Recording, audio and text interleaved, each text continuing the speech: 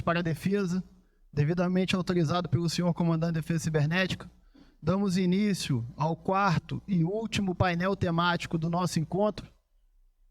Painel temático Ciência e Tecnologia e Defesa. Convidamos o senhor Coronel Aquino, do Departamento de Ciência, Tecnologia e Inovação, da Secretaria de Produtos de Defesa, do Ministério da Defesa, para realizar a sua apresentação.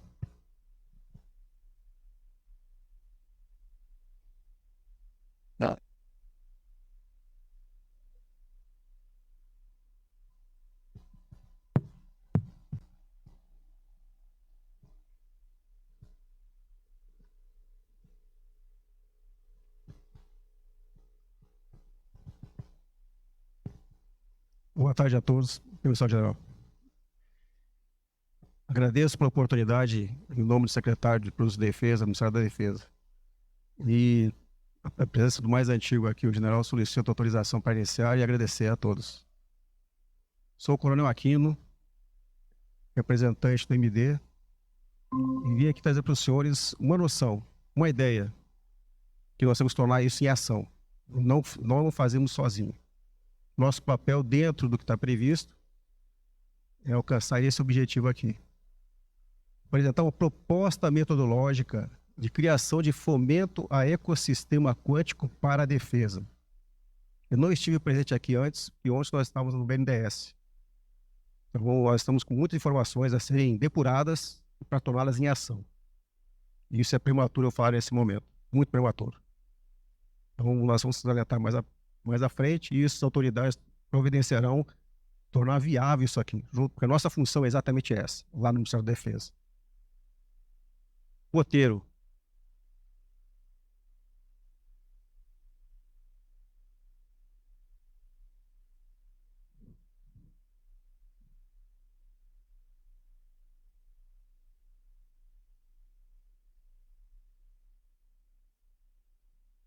Um organograma simples, para nós entendermos como é que funciona o nosso departamento e o Ministério da Defesa. A documentação que nos ampara a tomar providências nessa esfera de atribuições. Uma estrutura que nós temos conhecimento, que nós levantamos esses meses, desde fevereiro. E o contato para trocarmos informações. O organograma em si, muitos já conhecem, mas o ambiente civil muitas vezes não tem o conhecimento de como é que é a estrutura. Nós temos as Forças Armadas, comando da Aeronáutica, do Exército, da Marinha, que atuam independentemente e trabalham dentro das suas atribuições aliados com o Ministério da Defesa. Os 4. ENCFA, o lado operacional do Ministério da Defesa. E a Secretaria-Geral, onde eu me encontro. Ou seja, uma área, Secretaria de Produtos de Defesa, específica que trata disso, da BID, favorece e contribui para que os entes da TRIPS-L funcionem e interajam para que a gente tenha um produto final. Esse é o mais importante. Parece ser fácil. Ciência, Tecnologia e Inovação. É um departamento que se encontra dentro da CEPROD, com mais outros 3, cada um deles com uma atribuição. E a nossa é exatamente contribuir, fomentar, estimular e acompanhar os verbos principais de ações do nosso departamento. Por que isso? Nós temos o enlace na cadeia de comando normal, de um gabinete de comandante das forças, aos órgãos de direção setoriais das 3 forças, que desenvolvem, contribuem, elaboram, proporcionam, auxiliam e fazem a coisa acontecer. Onde nós temos as ICTs da defesa, em sua grande parte, 69, e as outras 4 estão no Ministério da Defesa. Até aqui é só uma ambientação dos senhores para começarmos a realmente tratar do assunto que nos interessa. O DEC-TI tem atribuição de auxiliar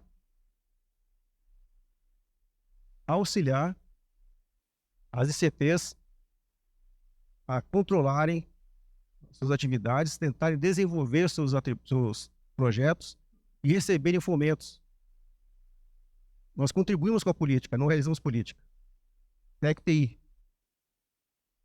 Cooperação. Nós auxiliamos, estimulamos e incentivamos a cooperação de ciência, tecnologia e defesa.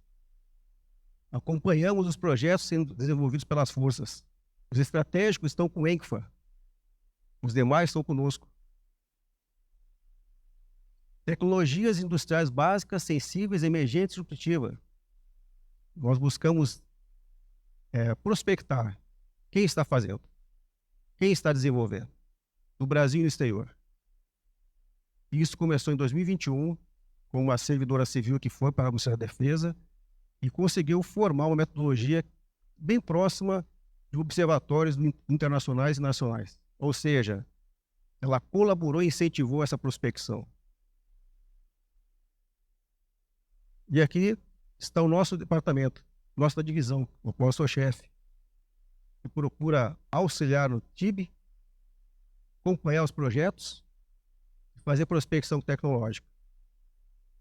Cheguei ano passado lá, e tem muita coisa pela frente. Muita coisa. O Brasil é imenso, vocês verão por que eu estou dizendo isso. Em 2 meses de trabalho, 3 meses de trabalho, a gente não consegue levantar tudo que precisa. E quanto mais nós juntarmos pessoas que colaborem nessa atividade, seria melhor, bem melhor. O general Alain foi meu instrutor na academia, a longa data, já fui para a reserva, dia 31 de agosto, fui para a reserva, fui chamado como designado para serviço ativo, exatamente porque eu sou empurrador de obra, sou engenheiro. Engenheiro é trecheiro, ou seja, é para fazer obra. Então eu sou engenheiro, mas não técnico como muitos aqui. Então a questão de açude, ponte, rodovias, do grade até o asfalto, do binder até o PMQ, CVQ, tudo isso eu conheço. Eu posso me virar. E eu estou para colaborar, e nós, departamento também, para exatamente fazer o quê? As coisas andarem nessa direção. Unir esforços das 3 forças e os entes civis e militares em ciência e tecnologia para um objetivo único. Não um para um lado, outro para o outro. Único. Vamos mostrar isso no mapa. Normativos do acordo nos amparam para a realização dessas atividades. Política de ciência, tecnologia e inovação da defesa. Principais: identificação de áreas estratégicas de ciência e tecnologia de interesse da defesa. Temos as 33. Será publicada em breve. Isso já foi realizado há 3 anos, 2 anos e meio atrás.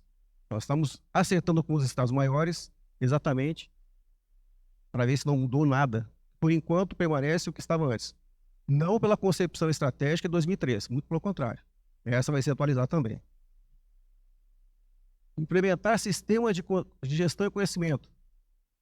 Esse símbolozinho lá que vocês estão vendo é gestão do conhecimento em PDF, mas tem, porque não tinha antes.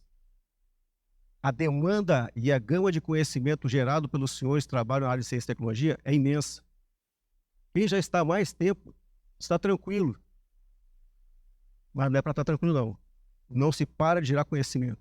E oportunidades ímpares para que possam trocar cada vez mais informações em ambiente externo às forças ou externo. E interno e externo ao país também.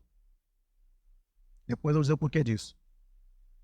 Política de propriedade intelectual do Ministério da Defesa. Estamos fracos.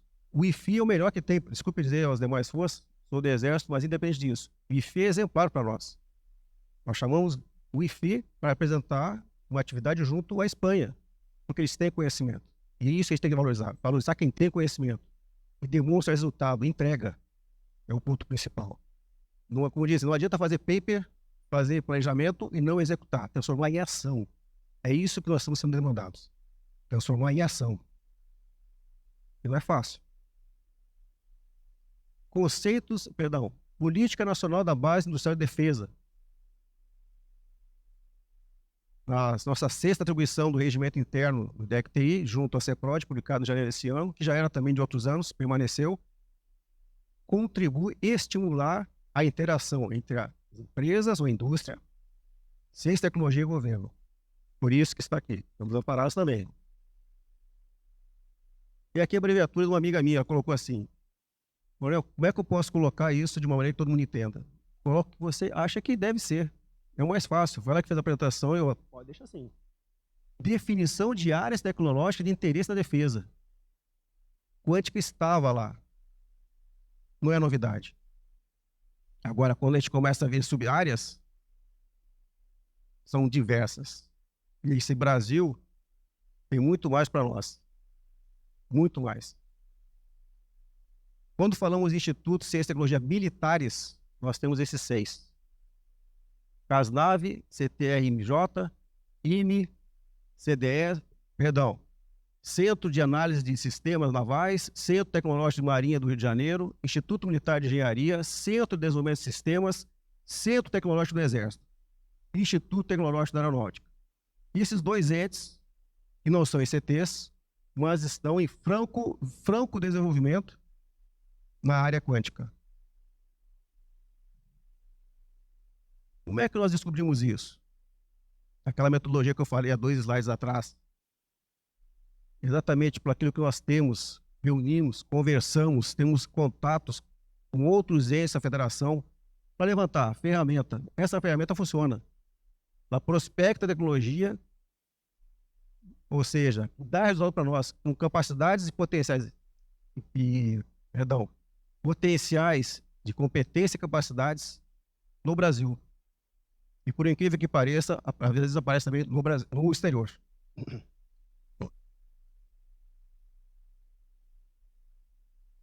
Simplesmente competências, vou apresentar para os senhores rapidamente, para vocês terem uma noção.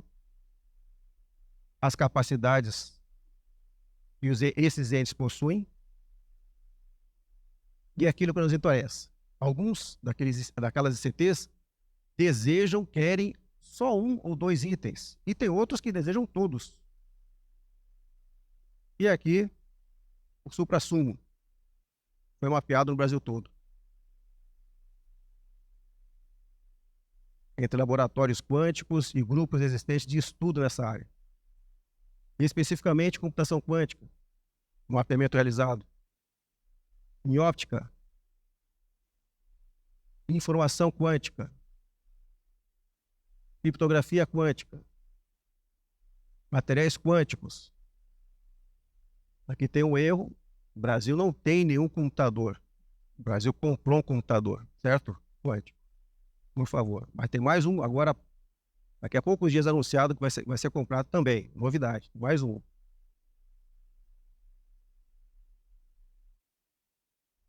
Aonde aparecemos? No de 2002, não aparecia nada no hemisfério sul.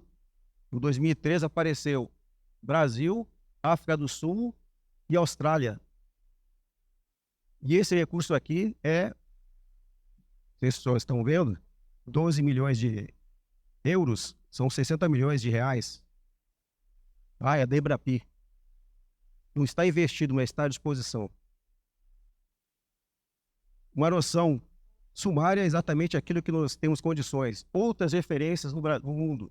E tem a mesma situação que a nossa, só que volumes de investidos completamente diferentes. ALBA, isso mesmo, ALBA. Aqui, perdão.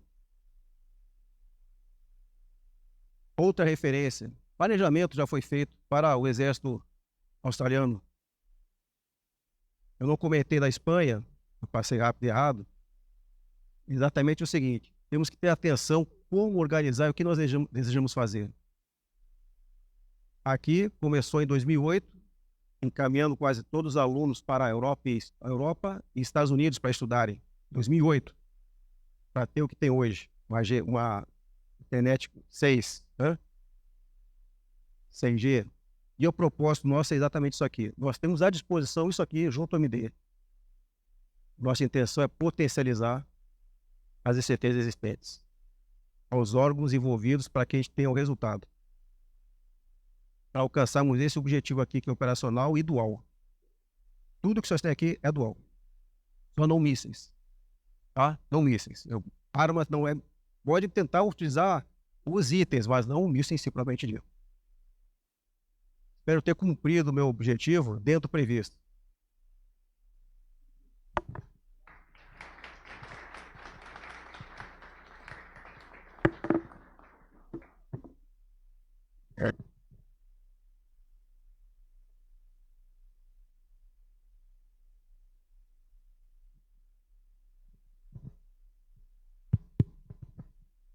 Dando prosseguimento, convidamos o doutor Fábio Borges de Oliveira, diretor do Laboratório Nacional de Computação Científica, para realizar a sua apresentação. O doutor Fábio encontra-se remotamente neste evento e o convidamos neste momento a realizar a sua apresentação por um tempo estimado de 15 minutos.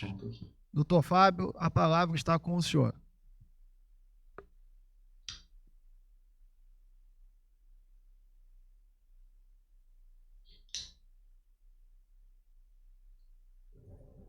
Ok,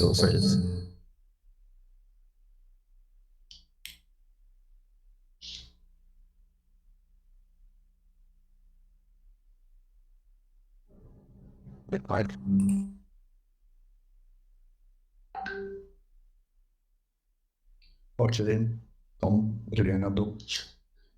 Em especial, obrigado a toda a organização, obrigado ao Capitão Ron, da Tiamur Pocato, principal, ao Leandro também, que está organizando isso. Peço desculpa não estar presente com os senhores daí, mas vamos falar aqui rapidamente da NCC. Então, essa fachada aqui é da NCC, né? O Laboratório Nacional de Computação Científica. E nós, basicamente, temos 3 atividades, que é High Performance Computing, a nossa missão, que é prover computação de alto desempenho para a sociedade acadêmica. Nós fazemos pesquisa, desenvolvimento e inovação também. Isso é interessante porque nós trabalhamos desde fatores teóricos, temáticos, até coisas muito aplicadas, como sequenciamento de DNA, por exemplo. Então, existem uma gama de áreas que nós trabalhamos, todas, claro, vinculadas à matemática aplicada. E nós temos uma terceira missão que nós temos, é a formação de recursos humanos. Essa formação de recursos humanos engloba aqui, uma pós-graduação, nota máxima, que é a nota 7 na CAPES. Bom, então, onde que a gente pode contribuir dentro de todas essas 3 missões, ou essas 3 áreas de atuação da LNCC, onde que a gente pode contribuir com as Forças Armadas e com a busca por tecnologias quânticas? Nós contribuímos em algoritmos quânticos, especificamente software. Então, nós não temos especialidades, por exemplo, para construir uma máquina. A gente até conhece várias tecnologias usadas para construir máquina, mas não é a especialidade do laboratório. Então, a equipe que tem lá, ela é mais focada em software. Então, se a construção máquina, por exemplo, seria o CBPF, que é o Centro Brasileiro de Pesquisas Físicas. A parte de software, a parte do LNCC. Essa diferença, né? Como num computador clássico, você tem o software e hardware, engenheiro elétrico, engenheiro de software, por exemplo. O Laboratório Nacional de Computação Científica, ele coordena o Sistema Nacional de Processamento de Alto Desempenho, que tem 9 centros nacionais de processamento de alto desempenho. Alguns deles estão meio depreciados nos últimos anos. Estamos fazendo um esforço para aberrar esses centros. E a máquina mais rápida que tem nesses centros é o supercomputador Thomson, que fica em Petrópolis. Essa máquina está hoje com 5 petaflops de capacidade, né, de processamento. A segunda mais rápida fica em Campinas, em São Paulo.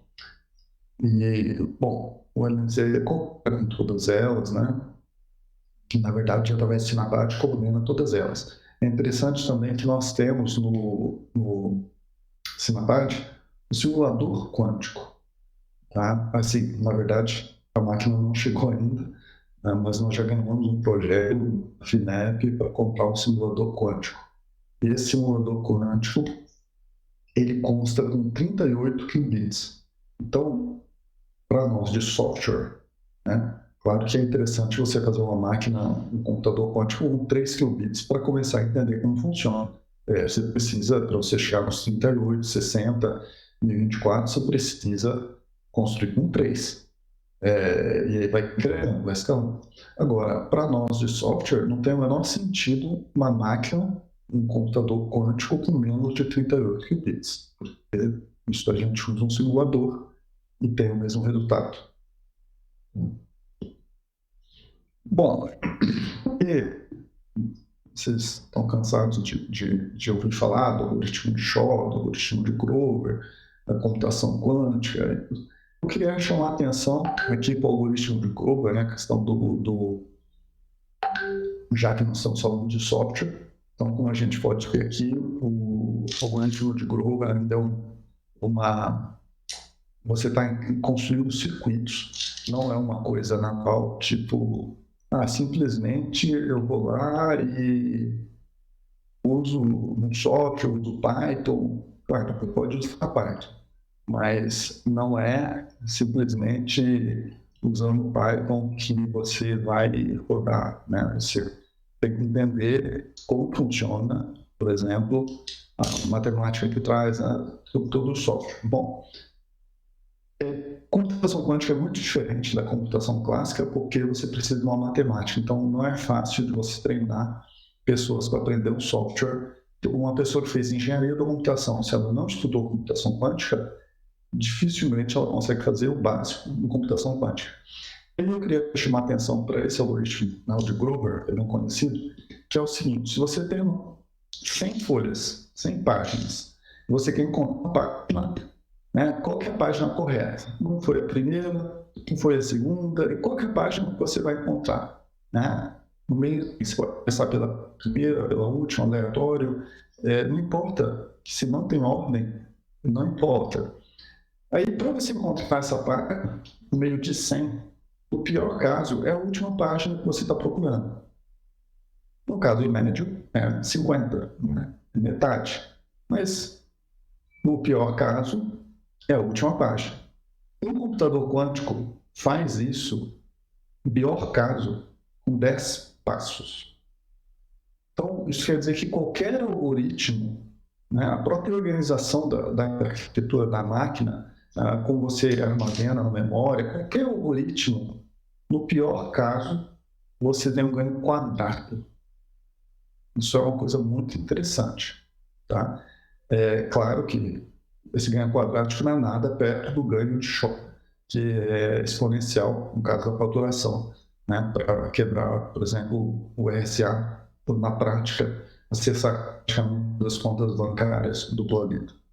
Então, só queria chamar a atenção porque esse algoritmo é tão importante, voltando aqui, né? Voltando aqui aonde a gente pode contribuir. Então, como eu estava falando, nós fazemos pesquisa e ensino em algoritmos quânticos, protocolos de criptografia quântica. Então, assim, a criptografia quântica, quem vai ser o especialista para fazer isso vai ser o CDPF. A gente ligar lá a fibra ótica, fazer toda a parte eletrônica e matemática para que isso realmente funcione. Agora, como é que é esse protocolo? Tem uma assinatura digital, está autenticado. Como é que funciona esse protocolo do ponto de vista de software? Né? Eu fiz a troca-chave lá e vou, né, garanto que se alguém ouvir... Não, tudo bem, não é essa a questão. Você tem as propriedades que você tem, por exemplo, na criptografia clássica, como eu falei, assinatura digital, você garante que você está falando com uma pessoa segura no senso de dúvida. Mas será que a pessoa que você está falando é a mesma pessoa que você quer falar? Né? Será que não tem outra pessoa lá do outro lado da linha? Então, assim, tem várias informações que a gente pode contribuir em questões de protocolos de criptografia quântica. E aí, sem usar a computação quântica ou a criptografia quântica, uma coisa que nós já trabalhamos muito lá também, é a criptografia pós-quântica. São algoritmos clássicos que podem ser resistentes a computadores quânticos. Podem, ok? Bom, um outro fator aqui, nós damos vários cursos, como eu falei, nós temos um programa Nota 7 e tal. Eu sei que as Forças Armadas fizeram recentemente um curso na área de computação quântica. Não foi dado pelo LNC, não é a instituição do LNCC, mas foi dado por pessoas do LNCC. Então, esse curso foi montado em outras instituições e vendido para as Forças Armadas, entre outras instituições que compraram o curso, mas foi montado por pessoas, né? Professor em especial, Renato, professor Renato Portugal, e alguns alunos do LNCC, que são alunos do Renato também, trabalham nesse projeto. Bom, para nós, né, que nós gostaríamos muito, eu sei que é muito longe disso, a toda busca isso, é uma máquina de 2048 qubits, né? Isso realmente é um divisor de água, onde você pode controlar tudo que passa no HTTPS. Então, isso é realmente um divisor de água. Agora, a questão, como eu falei, você tem que passar por 2, 3 qubits para chegar lá no 38, né, que é basicamente o que nós vamos adquirir agora, mas para chegar em 2048, a longa jornada. Bom, eu fui muito breve, né? Então, participa, graças, thank you, merci, obrigado, danke, porque ia haver perguntas que vocês querem saber do LNCC, e só enfatizar um ponto final, nós contribuímos na área de software, que é bem diferente, por exemplo, novamente o CBPF é parte do hardware, só para diferenciar onde nós estamos situados dentro do Ministério de Ciência, Tecnologia e Inovação. Muito obrigado pela exposição.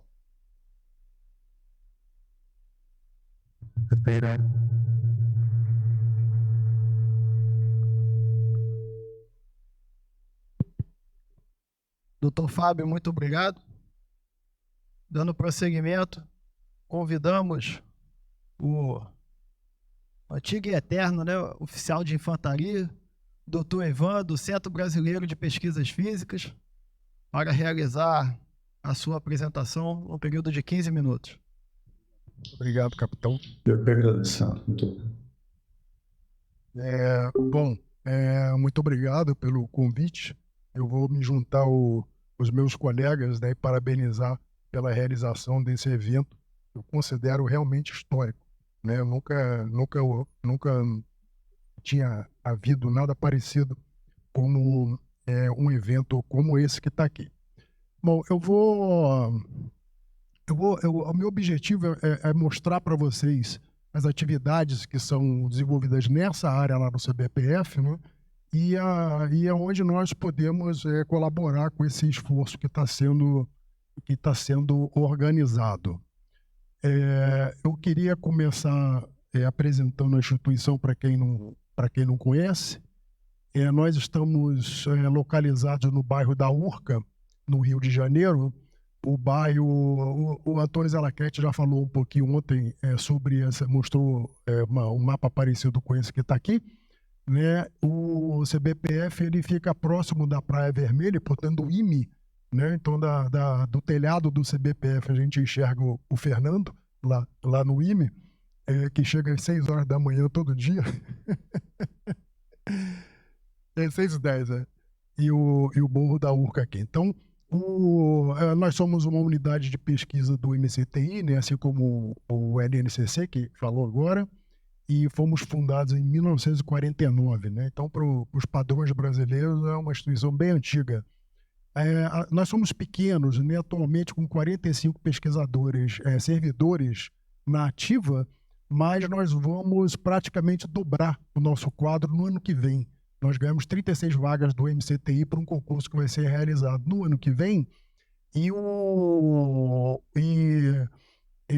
nós alocamos no meu departamento, né, conversando com o Antônio Zalaquete sobre a criação da rede Rio Quântica, nós alocamos 2 vagas para físicos experimentais na área de ótica quântica e comunicação quântica e 2 físicos teóricos. Então, a gente vai começar com um pacote completo, com a rede Rio Quântica funcionando e 4 jovens pesquisadores, 2 teóricos e 2 experimentais trabalhando nesse projeto, que brevemente vai começar a dar resultados muito entusiasmantes. A instituição tem uma pós-graduação nota 7, já há várias avaliações da CAPES, e já entregou mais de 1000 teses e dissertações. Eu queria fazer uma... bom, isso aqui é sobre o grupo, né? falei da instituição, agora um perfil do grupo de informação quântica do CBPF. Ele existe desde que o primeiro INCT foi inaugurado. Isso no início dos anos 2000. Eu acho que é verdade também que o Zé Laquete, o Monken, não sei se o Rodrigo, mas provavelmente sim, nós estamos, né? O Zé Laquete ontem falou que eu sou velho, né? É verdade. Eu estou no INCT junto com eles desde que o INCT foi fundado. Então, são 20 anos e muita coisa aconteceu. O grupo, nós somos 3 servidores pesquisadores. Nessa área, nós temos 2 pós-docs e 5 doutorandos, né? Já tivemos mais. Nesse período, nós formamos 10 doutores na área de informação quântica e 5 mestres. E publicamos mais de 35 artigos, sendo 13 deles no Physical Review Letters e um na Nature Communication, que são revistas de alto impacto internacional. Então, isso é uma qualidade do grupo. E temos 2 livros publicados, esse aqui em 2007, sobre as aplicações da ressonância magnética nuclear como uma técnica experimental para o processamento da informação quântica. E esse aqui de 2023, que é um livro de física quântica, mas que tem um bloco inteiro sobre tecnologias quânticas. Então, é uma introdução interessante da área. Deixa eu só relembrar aqui algumas coisas, né? Porque alguns conceitos, às vezes, eles ficam um pouco confusos, né? Principalmente quem não é da área. Sobre o que nós chamamos de tecnologias quânticas, né? Primeiro, computação quântica, que eu vou dizer aqui que é a cereja do bolo das tecnologias quânticas, né? É a parte que será a mais disruptiva, caso venha se concretizar na sua plenitude, né? E computação quântica é, grosso modo, a utilização de fenômenos quânticos para acelerar tarefas de computação. Aqui eu estou falando de fenômenos físicos, tá? São fenômenos físicos que ocorrem na matéria e se propõem a controlar para executar tarefas de cálculo, para acelerar a computação. Comunicação quântica, né? O Zé Laquete falou bastante ontem, e o Monken também, consiste na utilização desses mesmos fenômenos para tarefas de comunicação segura. São os mesmos fenômenos. Superposição de estados quânticos, emaranhamento, é aquilo que está lá, só que para fins de comunicação segura. E, finalmente, os sensores quânticos, que é a utilização desses mesmos fenômenos, não são outros, mas agora para fins de metrologia, memória, etc., mas são sempre os mesmos fenômenos. A confusão aparece um pouco aqui nessa parte de simulação quântica. Simulação quântica não envolve fenômeno quântico. Um simulador quântico com placas GPU lá dentro, placas gráficas, faz multiplicação de matrizes. Ele faz cálculo matemático. É isso que uma placa dessa faz. Não existe fenômeno quântico nesse processo. Tá bom? No entanto, os simuladores são muito importantes, porque é importante, né, e tem se tornado cada vez mais importante, a possibilidade de realizar cálculos simulando o fenômeno quântico que nós queremos produzir. Mas não envolve tudo o que acontece no simulador, é clássico. Tá bom? Bom, esse mapa aqui já foi exaustivamente mostrado, né? Todo mundo está mostrando esse mapa. O Alexandre, pelo menos, mudou um pouquinho, né? Eu peguei do jeito que estava. E o dele é um pouco mais, acho que é mais recente, né? Acho que eram 38 bilhões de dólares. Mas isso mostra é muito pedagógico, né? Por isso que ele aparece muitas vezes, porque mostra o tamanho do sarrafo, né? Para onde o mundo está caminhando e aonde nós estamos. Eu queria mencionar que esses 12 milhões que aparecem aqui possivelmente, né, ou muito provavelmente, não incluem os 20 anos de investimentos no INCT de informação quântica, que não é pouca coisa, que o professor Carlos Monken, ele agora é o coordenador desse projeto. Então, foi mencionado que isso aí é um projeto da Embrapi, pode ser? Mas tem 20 anos de investimento formando gente. Hoje a gente só está aqui fazendo essa reunião porque durante 20 anos o INCT preparou o terreno, né? E hoje nós temos a competência nacional muito boa nessa área. Então, não sei, esse número aqui talvez ele pudesse ser revisto, mas um slide que não mostraram ainda, isso coloca o sarrafo no seu devido lugar, né? Isso é uma notícia de maio desse ano. A Alemanha investindo 3 bilhões de euros para a construção do seu computador quântico. Tá? Então, 3 bilhões de euros dá, sei lá, 18 bilhões de reais, né? Isso é vários anos de orçamento do MCTI juntos, né? Então, só a Alemanha fazendo isso. Isso mostra o tamanho do problema que o Rochinol, que não está aqui agora, mas ele falou da dificuldade que é construir. Isso não é fácil de fazer e nem é barato. Mas alguém já falou aqui, eu repito, o Brasil não tem opção. Ou o Brasil desenvolve essa tecnologia e aprende a fazer, ou vai ficar sem. Não tem paciência, vai ser isso. Tá bom? Bom, qual é o estado da arte, né? Eu tenho um relógio, mas eu não consigo enxergar. Mas eu tenho, acho que são 9 minutos. O estado da arte é esse chip da IBM, né? O Osprey. O Francisco Rochinol mostrou a grande dificuldade que é a construção de junções Josephson, tá? A junção Josephson está para um computador quântico à base de supercondutores, assim como o transistor está para o computador clássico, tá? Essa imagem daqui mostra uma junção Josephson construída dentro de uma cavidade supercondutora.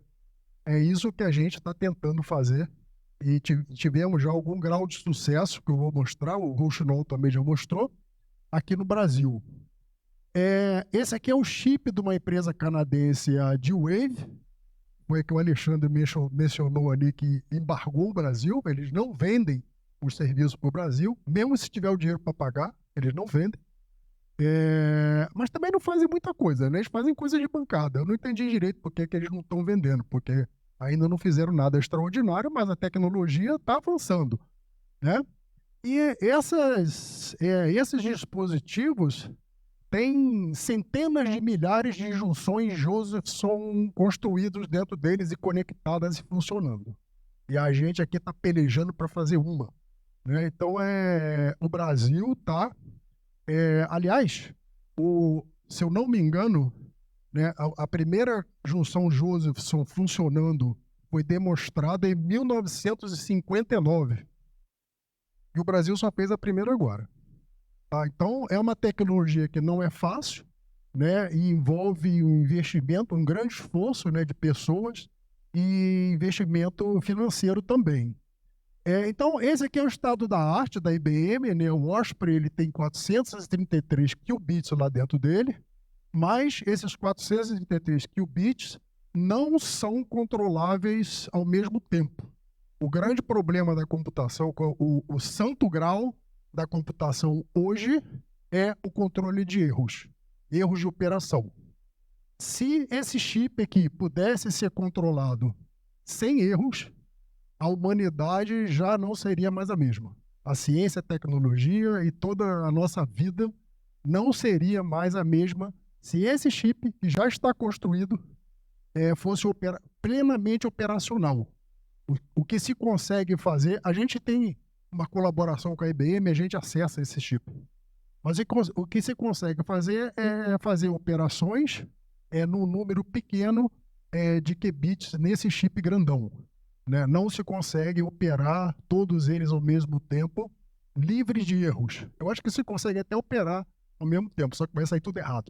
Então não adianta. Então esse é o grande desafio da computação quântica, e o que se espera é que nos próximos anos apareça alguém com uma ideia genial para fazer correção de erros quânticos nesses chips aí. E aí nós vamos ter um breakthrough. 3 minutos só. Mas passa rápido, quando eu estou lá demora para burro. Bom, esse aqui o Rochinol já mostrou, né? Um exemplo de um dispositivo que a gente construiu nesse projeto em colaboração. E aqui a demonstração que lá dentro a gente tem um qubit funcional. Mas isso é feito de maneira muito artesanal, pegando um ônibus do Rio para Campinas. Tem uma área importante também de desenvolvimento de simuladores quânticos, isso lá no CBPF, o pessoal está montando essas máquinas com placas gráficas, né? E nós estamos fazendo também simulações já numa escala razoável. E também há toda uma atividade que foi mencionada ontem pelo Zé Laquete, de sensores quânticos, né? Então, para operar tanto na rede, como memórias quânticas e também como sensores. A gente tem feito um bocado de coisa também em computação quântica utilizando a nuvem, né? Esse artigo aqui é um artigo que é um trabalho que a gente implementou naquele chip da D-Wave, que depois nós perdemos o acesso.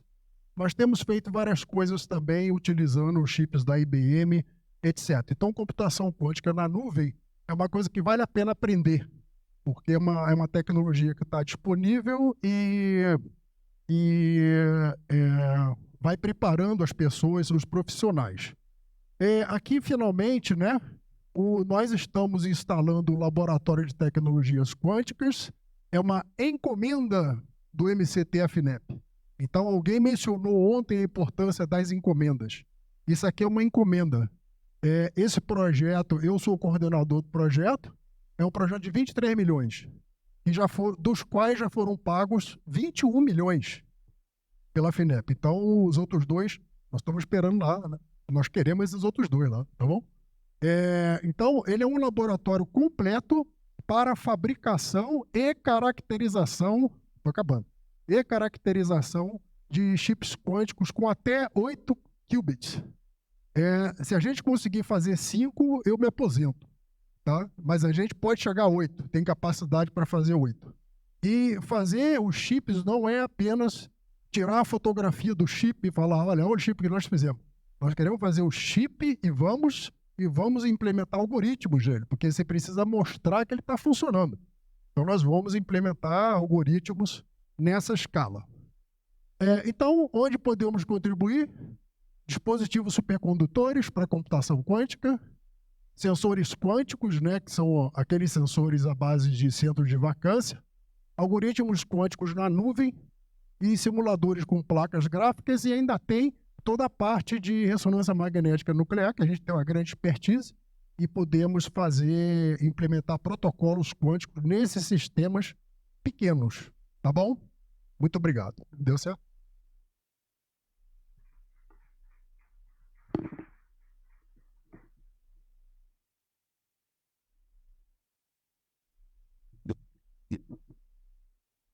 Doutor Ivan, muito obrigado pela apresentação do senhor. Bastante objetiva, cumprindo a missão como um bom, antigo e eterno infante. Dando prosseguimento ao nosso painel, iremos agora convidar, representando o Centro Nacional de Pesquisa em Energia e Materiais, o professor doutor Rodrigo Barbosa Capaz, diretor do Laboratório Nacional de Nanotecnologia.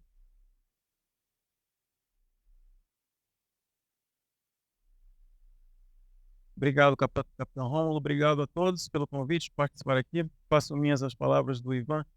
Eu acho que esse é um evento único, né? Espero que seja o primeiro de muitos, reunindo aí vários atores importantes nessa área, o Ministério da Defesa, empresas e academia. Estou aqui representando o professor Zé Roque, diretor-geral do CNPEM, que não pôde vir, e para falar um pouco sobre como o CNPEM está tentando colaborar, né, com o Brasil nessa área de tecnologias quânticas. Para quem não conhece o CNPEM, nós estamos localizados em Campinas, né? Talvez a estrutura mais famosa seja o Sirius, né? Acelerador síncrotrão de quarta geração. Além do Sirius, nós temos outros 3 laboratórios nacionais, o Laboratório Nacional de Nanotecnologia, onde eu trabalho, mas também os laboratórios nacionais de biociências e de biorenováveis, né? Essa estrutura, né, esse campus, esses 4 laboratórios nacionais tentam atuar de uma forma colaborativa e sinergética em várias áreas de atuação. E nós somos uma instituição, uma organização social privada vinculada ao Ministério de Ciência e Tecnologia, ou seja, nós somos um braço do MCTI para executar políticas públicas, e é o que nós temos feito durante todos esses anos. Tá? Esse aqui é o Sirius, né? Só uma foto para ilustrar. Como eu falei, a estrutura mais complexa de científica do Brasil até o momento. Mas também vocês podem ter visto na mídia recentemente, né, que teremos em breve, e também faz parte do PAC, o primeiro laboratório BSL-4, quer dizer, de máxima biocontenção biológica 4, né, do Brasil, que vai ser, na verdade, localizado ao lado do Sirius. E eu coloco isso para ilustrar uma característica interessante do CNPEM, que é a expertise em desenvolver grandes projetos de infraestrutura científica, né, e associado a isso uma agilidade de gestão que nós temos no CNPEM. Nós temos como missão geral do CNPEM algo que a gente divide nos nossos 4 eixos de atuação. O primeiro, que eu considero mais importante, é que nós somos uma infraestrutura aberta para usuários externos. Então, tudo que eu falo aqui não é disponível apenas para os pesquisadores do CNPEM, mas disponível para pesquisadores de todo o Brasil, né? Isso realmente está dentro do DNA do CNPEM, desde o seu começo, que foi com o primeiro síncrotron, né, no LNLS. Além disso, nós temos a nossa pesquisa interna, da qual eu vou falar um pouquinho aqui na parte específica de tecnologias quânticas, suporte para a inovação e na forma de colaboração com empresas e setor produtivo, e nossas atividades de disseminação do conhecimento e treinamento. Com relação à nossa pesquisa interna, nós tentamos atuar nesses 5 programas, grandes programas, né? Energias renováveis, materiais renováveis, saúde, agroambiental e tecnologias quânticas. Hoje eu vou falar apenas um pouco sobre, dentro do tempo que me cabe, né? A nossa atuação em tecnologias quânticas, mas que está bastante ligada a um pouco às nossas tecnologias transversais e habilitadoras, como vou mostrar um pouco, de microscopia eletrônica, de micro e nanofabricação e também de teoria e ciência de dados. Bom, falando um pouquinho sobre o LN Nano especificamente, ele foi criado em 2011, né, o Laboratório Nacional de Nanotecnologia. Nós fazemos parte de um sistema nacional de laboratórios de nanotecnologia, que é o chamado CIS-Nano, né? O LN Nano é um dos laboratórios estratégicos desse sistema. Nós temos um time de pesquisadores razoavelmente enxuto, cerca de 19 pesquisadores, mas um número aproximadamente igual de especialistas, que são pessoas também com doutorado e muitas vezes com pós-doutorado atuando nas diferentes instalações, analistas técnicos, suporte administrativo, e bolsistas de vários níveis, né? O CNPEM como um todo, ele está com cerca de 800 pessoas, somando todos os níveis de atuação. O LN Nano ele se divide em 3 divisões: a divisão de nanomateriais, de dispositivos e de nanobiotecnologia. Especificamente, uma das divisões que são, digamos, mais conhecidas é a divisão de nanomateriais, que reúne as nossas instalações de microscopia eletrônica, em particular microscopia eletrônica de transmissão, né, que é uma instalação, digamos, única no país, né, com capacidade de realizar, por exemplo, visualizações ou microscopia na escala atômica. Você está vendo aqui, cada pontinho desse é um átomo, né, e você vê aqui a ruptura de 2 nanopartículas de óxido de zircônio. Mas o que é importante para tecnologias quânticas é que a caracterização... deixa eu dar um passo atrás, que é falar que nós temos interesse em nos inserir em hardware de computação quântica. Tá? A gente entende que esse é o gargalo para o Brasil, né? E é isso, assim, como já foi levantado para várias outras pessoas, por vários outros palestrantes, é onde o Brasil não pode evitar de se envolver diretamente, apesar das dificuldades que todo mundo já considerou. E no desenvolvimento de hardware, a caracterização desses dispositivos é uma etapa fundamental. Então, isso aqui é só um exemplo de um artigo publicado recentemente em microscopia eletrônica de transmissão, que faz, digamos assim, uma análise em resolução atômica de um dispositivo, de um qubit, usando tecnologias supercondutoras. Tá? O que falta ou o que já foi? O que falta? Outra área importante é de teoria e ciência de dados, né? Que nós temos assim, expertise em atuar em machine learning, em cálculos de estrutura eletrônica, dinâmica molecular e transporte eletrônico. Também tem uma importância, como eu já vou mostrar, né, em alguns aspectos de tecnologias quânticas, usando plataformas, né, de física da matéria condensada. E talvez a parte mais importante esteja localizada na nossa divisão de dispositivos, né? E aí, como eu falei, é o gargalo para o Brasil. Porque todos os dispositivos, né, de computação quântica, usando diversas plataformas, a supercondutora que foi mencionada há pouco, mas outras plataformas, é crucial você desenvolver ou ter no país, né, a capacidade instalada de micro e nanofabricação de dispositivos que o país não tem atualmente. Tá? Então, o que nós temos atualmente no LN Nano é uma instalação modesta de micro e nanofabricação com cerca de 200 metros quadrados de sala limpa, enfim, diversos dispositivos na área nos processos de litografia, de corrosão, etc.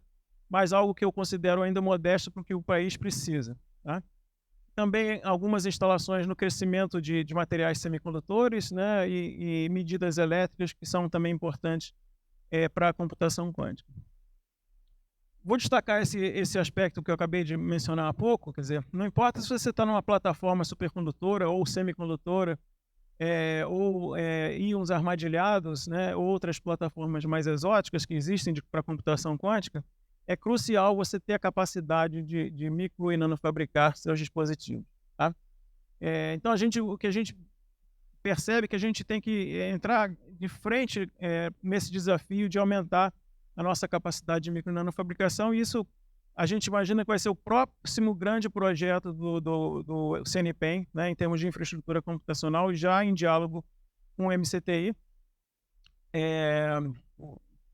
Depois do Sirius e do NB4, a gente pensa em expandir, como eu vou falar, de forma importante as nossas instalações de micro e nanofabricação. Então, isso é a nossa visão do que será esse conjunto de capacidades do CNPEM em micro e nanofabricação, em tecnologias quânticas, né?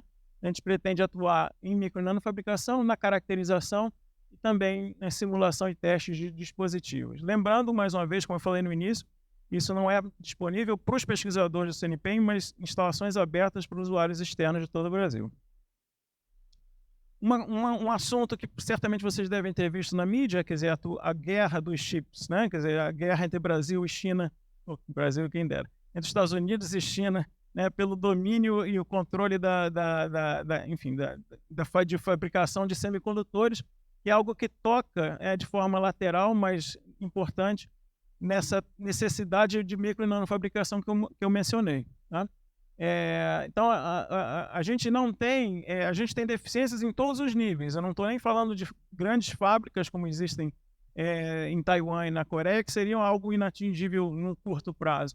Mas todo o ecossistema, né, para a fabricação de dispositivos precisa ser desenvolvido no Brasil, em particular centros de pesquisa e desenvolvimento de processos, né? Não diretamente ligado à escala, né? Não são fábricas, mas centros de pesquisa e desenvolvimento que podem ser usados pelo setor acadêmico e por pequenas empresas para desenvolver seus processos, para aí então levar para uma fábrica para escalar. Né? Então tem vários centros de pesquisa como esse no mundo, mencionando só alguns deles, e uma métrica interessante é a metragem de salas limpas.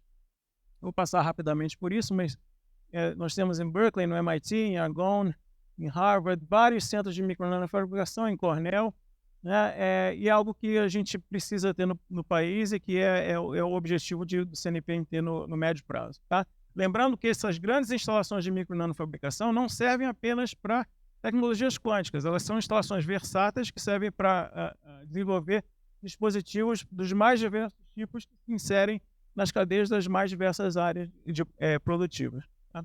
Então, essa é a proposta desse novo centro de micro e nanofabricação do CNPEM. E agora eu passo um pouco para falar sobre a pesquisa que a gente está desenvolvendo internamente. Então, essa é a nossa pesquisa interna. A gente está se inserindo principalmente em duas frentes. Primeiro, na área de comunicação quântica, a partir do desenvolvimento de materiais 2D para geração de fótons únicos. Tá? Então, essa é uma área que a gente está atuando atualmente. Materiais 2D são materiais ultra finos, correspondentes a apenas um plano atômico ou poucos planos atômicos, e eles são uma plataforma interessante para gerar esses chamados fótons únicos, que são building blocks, né, para a comunicação quântica. Tá? E muitas vezes você precisa gerar defeitos nesses materiais 2D de forma controlada para que você tenha uma emissão local de fótons únicos. A gente tem, além da expertise experimental lá, alguma experiência também do ponto de vista teórico, de você estudar a função de onda, quer dizer, a estrutura eletrônica de defeitos nesses materiais 2D, e a partir disso entender diversos aspectos, por exemplo, a energia de emissão desses fótons, como você pode controlar a emissão variando parâmetros externos, como tensões mecânicas, etc. Tá? Em particular, estamos também explorando outros materiais de 2D baseados em minerais naturais que ocorrem que são disponíveis no Brasil como plataformas alternativas para gerar defeitos e, com isso, gerar emissores de fótons únicos. Tá? Temos também, como falei antes, dentro do LN Nano, a possibilidade de fazer a geração de defeitos, onde esses fótons vão ser emitidos de forma controlada, que isso pode ser feito seja pela própria microscopia eletrônica de transmissão, mas também por FIB, né, que é Field Ion Beam, um feixe de íons, né, ou outros métodos, né, de geração controlada de defeitos, como está ilustrado nesse artigo. Rapidamente sobre computação quântica, eu não sei se já foi dito, provavelmente sim, mas não existe uma única plataforma para computação quântica. São slides que eu peguei do meu colega lá da Austrália, o André Saraiva, mas as 4 mais promissoras são semicondutores, supercondutores, íons armadilhados e fotônica. Então, eu considero importante que o Brasil não escolha nenhuma dessas, porque, na verdade, é uma corrida aberta, mas que a gente possa, em paralelo, tentar desenvolver cada uma dessas, aproveitando diversos lugares do Brasil que já tem pesquisa de desenvolvimento nessa área, como o Ivan mencionou, já de um longo tempo, começando lá com o NCT de computação quântica. Especificamente uma área que me atrai, porque é o meu background pessoal, é a área de semicondutores, né, que, então, o desenvolvimento de qubits semicondutores, que eu acho que é uma área que também o Brasil precisa pensar com carinho, né, apesar de não ser ainda possível fabricar o número de qubits que você tem atualmente, que chegam às centenas, como na plataforma de supercondutores. É uma área que tem uma promessa de escalabilidade muito interessante, porque você pode aproveitar toda a tecnologia do silício, que é usada hoje em dia para fabricar computadores clássicos, e adaptá-la para fabricar computadores quânticos. Tá? A gente tem uma expertise nisso já na época que eu estava na UFRJ, né, com a professora Belita Coiler e o André, do ponto de vista de teoria, né, e a gente entende as dificuldades da micro e nanofabricação desses dispositivos, mas é algo que a gente pode certamente colaborar se for estratégico também para o Brasil desenvolver esse tipo específico de computação, de computador quântico. Então, acho que tem 1 minuto, então era isso. Eu agradeço mais uma vez a atenção de todos e vou estar disponível aí na discussão para eventuais perguntas. Tá? Muito obrigado.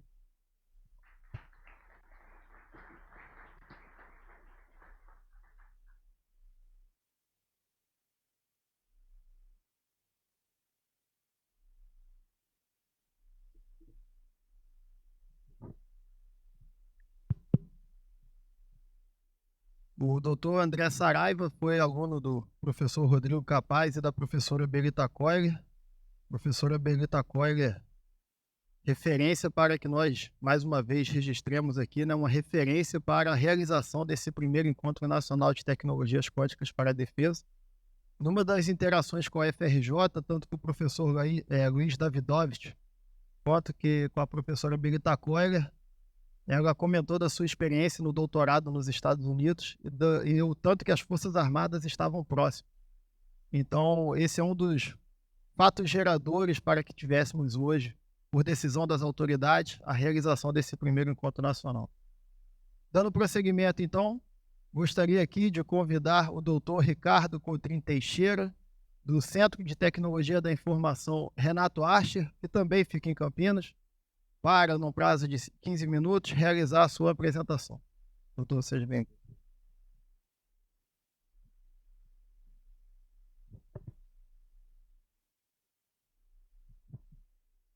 Boa tarde a todos. ser deixado por último é complicado, porque toda a parte legal já foi dita. Vamos ver se eu consigo acrescentar um pouquinho aqui na discussão, colocando um pouco o foco na questão de tecnologias habilitadoras, que foi o que me foi solicitado para trazer nessa apresentação. Tá? Vou bem en passant o que a gente já fez, né?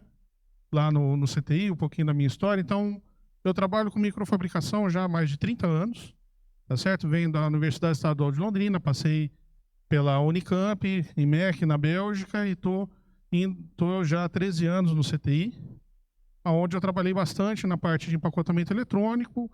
Cheguei a ser chefe de divisão, mas não gostei da vida burocrática, abri mão da comissão para me dedicar na parte de pesquisa, tá? O CTI foi criado em 1982 ainda, governo militar, dentro da Secretaria Especial de Informática, tá? Então, é um setor estratégico, né? A Secretaria Especial de Informática era para tratar de questões estratégicas, tá? A gente está em Campinas, somos vizinhos do Capaz, que acabou de falar aqui para a gente, tá? O campus é muito bonito, são bastante grande. Temos hoje cerca de 80 servidores, começamos com 400, né? Projeção de 600, mas estamos só com 80, então estamos com 15% da nossa capacidade, contamos com a ajuda de bolsistas, pessoal contratado por projeto. Vamos ter um incremento agora também, né? Todo o Ministério da Ciência e Tecnologia, a gente conseguiu 800 vagas aí, que é muito bom, mas não é o suficiente para suprir o que a gente precisa. Tá? Comunidade do Ministério, a gente caminha para e passo, né? Com as demandas do Ministério, demandas da sociedade, e diferente do CBPF, que tem apenas 45, mas mais focado, né? A gente tem 80 servidores, mas a gente tem mais de uma dúzia de áreas de competência dentro do CTI. Tá? Então, a gente tem empacotamento eletrônico, que é a minha área de expertise, temos projeto, circuito integrado, temos impressão 3D, robótica. Então, é bastante coisa que tem lá. Então, esses 80 acabam ficando bem espaçados, né? Então,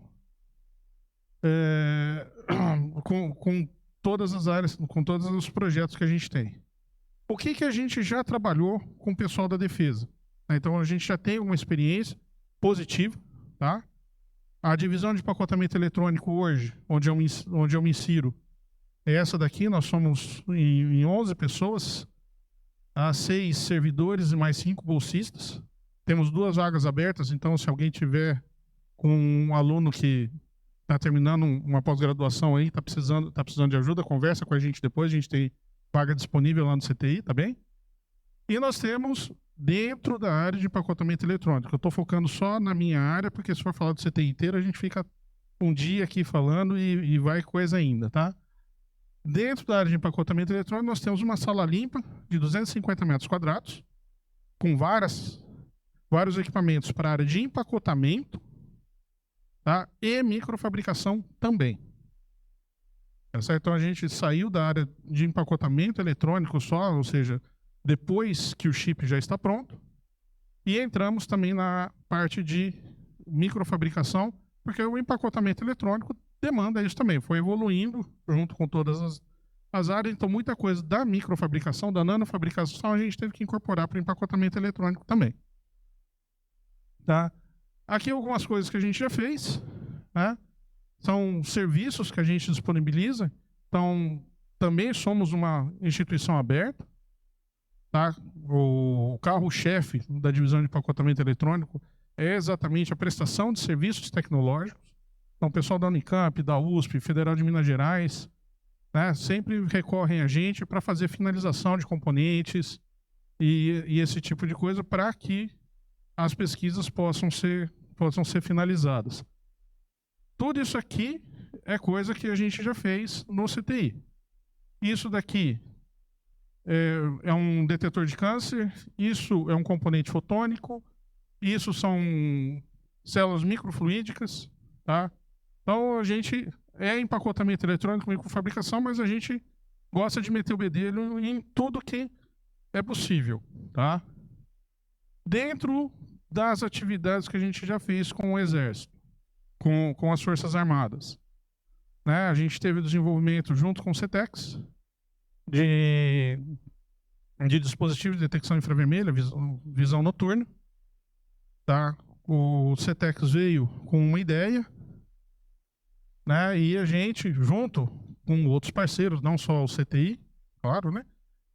E a gente conseguiu desenvolver o detetor de visão noturna, o detetor de infravermelho. Os bolômetros foram feitos na Unicamp, a cápsula foi feita no CTI, então isso aqui é uma cápsula toda metálica, com isolante cerâmico, janela de germânio em cima, tudo selagem hermética, porque o ambiente interno tem que ser vácuo. Tá? Então, partes foram desenvolvidas no COP, partes foram desenvolvidas na Unicamp, e o CTI juntou tudo isso para fazer o dispositivo final. Processo semelhante foi feito também no projeto Acelerad, com o IAV. Tá? Então, aqui a gente está falando de integração heterogênea. Então, não são só dispositivos eletrônicos que a gente trabalha. A gente tem um dispositivo eletromecânico aqui. Tá certo? O meu já é velhinho, é o G20. Aqui dentro tem pelo menos 15 dispositivos eletromecânicos. Qualquer smartphone, por mais simples que seja, tem pelo menos uma dezena de dispositivos eletromecânicos. A gente consegue integrar com eletrônica. A gente consegue integrar isso com fotônica. A gente consegue integrar isso com laser. Tá? Então, esse é o tipo de trabalho que a gente desenvolve dentro da divisão de empacotamento eletrônico. Temos ainda a fábrica de máscaras, temos ainda o projeto de circuito integrado, que eu não vou ficar entrando muito aqui, mas só para não esquecer. Eu estou aqui falando só de uma das áreas de competência do CTI. Tá? E agora vamos entrar na parte da discussão mesmo, né? O que a gente pode trabalhar? Bom, tecnologias habilitadoras. O que são tecnologias habilitadoras? Pode ser um monte de coisa. Mas o que interessa para a gente ela tem que dar um ciclo acelerado de desenvolvimento. Isso que é uma tecnologia habilitadora, que o próprio nome diz, ele habilita que outras coisas sejam feitas. Tá certo?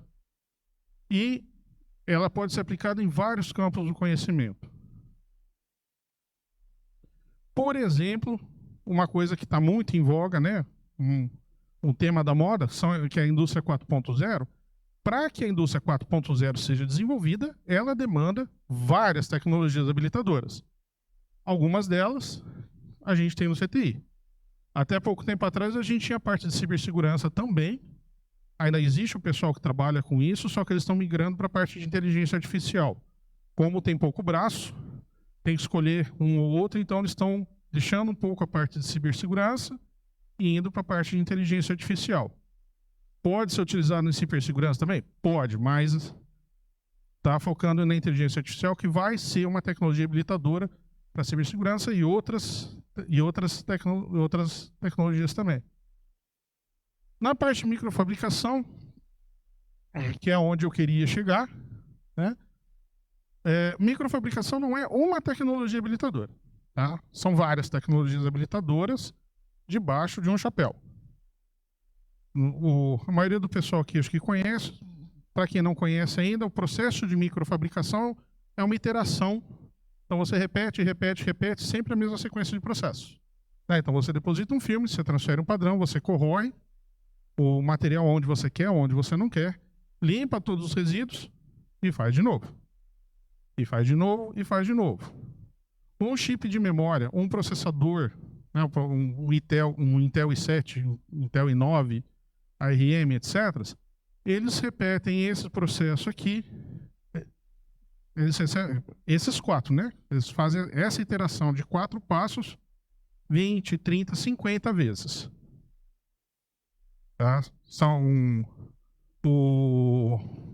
Os chips de memória mais avançados têm 10 níveis de interconexão de metal. Cada nível de interconexão de metal precisa fazer essas 4 etapas, mais as etapas de interconexão de um nível por outro. Então, por aí você vê o quanto que é complicado você fazer esse tipo de trabalho, apesar de ser um trabalho repetitivo, mas não é um trabalho simples de ser feito. E isso aqui pode ser utilizado, claro, para circuitos integrados, que é onde começou, e para toda uma série de outras tecnologias aqui, inclusive a computação quântica, que é o objetivo do nosso encontro aqui hoje, tá? Então, uma tecnologia habilitadora é isso. É uma caixa de ferramentas que você vai usar para aquilo que tiver em mente, tá? A nossa caixa de ferramentas, microfabricação da divisão de empacotamento eletrônico do CTI Anatorch, então, um pedacinho só. A gente já fez filtro para bandas GSM, microtransformadores, integração flex cerâmica, que serviu para ajudar a Pitec a desenvolver o detetor de raio-x que está no Sirius hoje, tá? 2.000 frames por segundo. Dispositivos fotônicos, que servem para comunicação 40 GHz. Flip chip, ou seja, a gente elimina todo o empacotamento, diminui impedância, diminui efeitos parasitas. Tudo isso aqui são fotos autorais. Tudo isso aqui foi feito lá no CTI. E a gente está ajudando também o professor Rochinol, o pessoal do CBPF, a desenvolver os dispositivos quânticos usando estruturas supercondutoras em nióbio. Esse daqui é antes do CTI entrar no circuito, tá? Com os equipamentos que a gente tem disponível, a gente desenvolveu o processo. Então, isso aqui, o CTI, isso daqui foi feito no CTI. Tá certo? E aí ficam algumas perguntas aqui. Eu vou, né? A ideia é um debate, então vamos levantar algumas bolas aqui, tá? Bom, a gente teve a FINEP, grande parceira nossa, grande parceira da pesquisa no Brasil, junto com o CNPq, investiu no período de 15 anos 150 milhões de reais na área de semicondutores, só. Nessas 4 instituições aqui.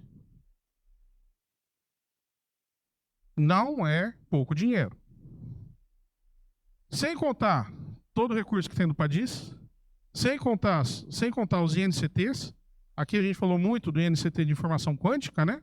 Mas tem também o INCT Namitec, que está na 5ª edição, que é de nano e microtecnologia, tá? A parte de microfabricação, tá? Sob a coordenação do professor Jacobos. Todos os recursos não reembolsáveis da FINEP, sem contar recursos que foi para a CEITEC, recursos que foi para a BR Photonics, IDEA, etc. Mas aí vem o seguinte, por que só o CTI, a Unicamp e o CBPF estão fabricando dispositivos quânticos? Não é, né? A gente acabou de ver aqui. A ideia é dar uma provocada. Por que a gente não tem mais gente trabalhando nisso? No dispositivo quântico em si, né? Em tecnologias quânticas tem bastante gente trabalhando, mas no dispositivo quântico em si, né? Por que a gente não consegue fabricar um PCXT para que os nossos alunos de graduação sejam treinados em projeto, em processo, em debug de processo, né? Ter as tecnologias básicas, ter a questão do pessoal qualificado para trabalhar, né? Pôr a mão na massa, sentir aquele retorno, ter aquilo na mão para a gente ter o gostinho. Ah, fui eu que fiz isso aqui. Ah, deu errado, tudo bem, mas eu entendi por que deu errado, tá na minha mão, aprendi o que deu errado, aprendi como que eu vou corrigir isso. A gente não tem isso no país.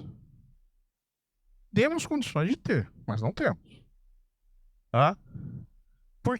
Então, por que a gente não tem uma facility para permitir que os nossos alunos tenham esse tipo de coisa?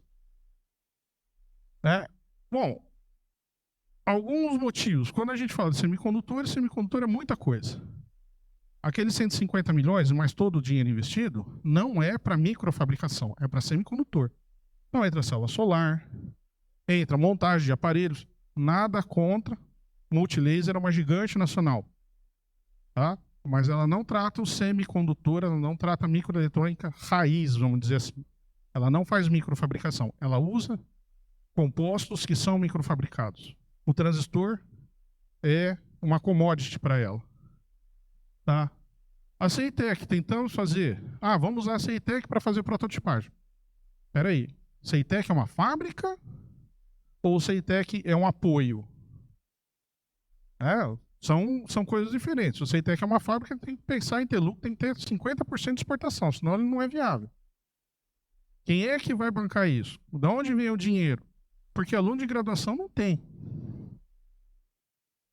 Aluno de graduação e pós não tem dinheiro para ficar pagando esse tipo de coisa. Né? Então, o que a gente precisa é criar uma indústria de pesquisa. Não é uma fábrica de semicondutores, não é uma fábrica de dispositivos quânticos. É uma indústria de pesquisa, tá? Em eletrônica, que atende diversas áreas, é uma tecnologia habilitadora para um monte de coisa, aonde governo e forças armadas, historicamente, mundialmente, são os driving forces disso daí, né? E aproveitando o gancho, a tecnologia quântica, né? A iniciativa quântica que a gente está começando a discutir aqui agora, pode ser o nosso kickoff para estabelecer essa indústria de pesquisa. Tá? Eu acho que fechei nos 15 minutos certinho.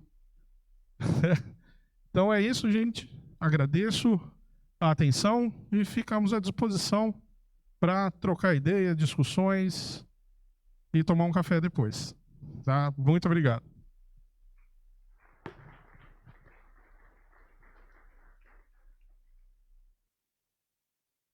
Eu não sei onde é que desliga o microfone.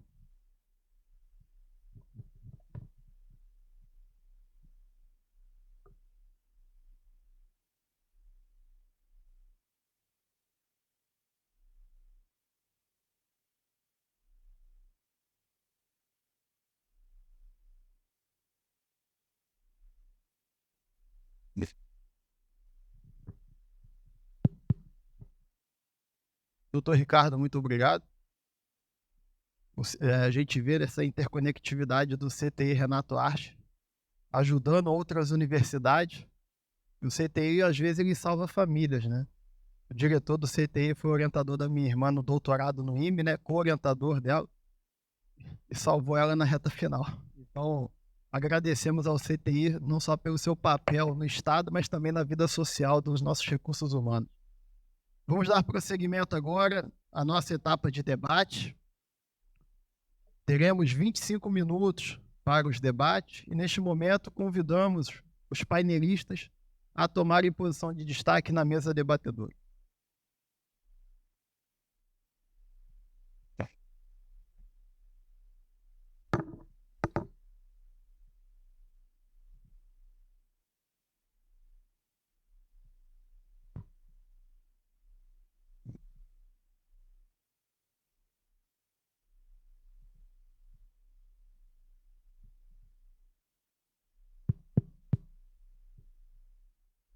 Informa a plateia que o Dr. Fábio, diretor do Laboratório Nacional de Computação Científica, está conectado online no nosso encontro.